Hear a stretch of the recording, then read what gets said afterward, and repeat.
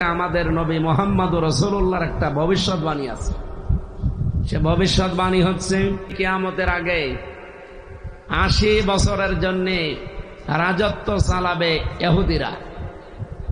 পৃথিবীর একটা জায়গায় তারা রাজত্ব করবে, পৃথিবীর ময়দানে মাত্র ৮০ বছর। কয় বছর? এই ৮০ বছরের ভেতরে অলরেডি ৭৭.৫ বছর পার হয়ে গেছে।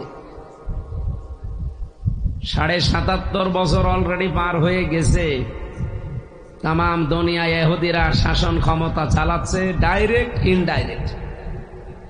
আমাদের ওপরে আছে কিন্তু ইনডাইরেক্ট ভাবে।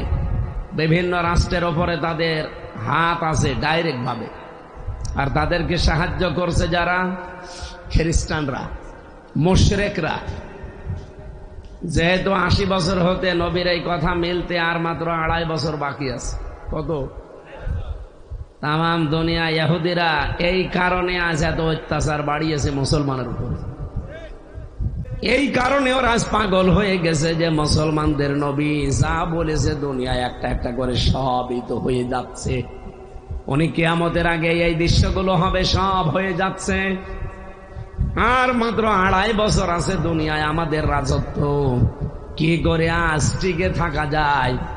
বিজ্ঞানের যত প্রযুক্তি আছে সব তারা ব্যবহার করছে, সব ফেল। কারণ নবীজির কথা যত বিজ্ঞানী বলেন তাদের উপরে। আল্লাহর নবীকে আল্লাহ যেখানে নিয়ে গেছেন বিজ্ঞানের তথ্য আজ পর্যন্ত ওখানে যেতে পারে নাই। কোথায়? মেরাজে। কোথায়? কোন বিজ্ঞান পর্যন্ত যেতে পারবে?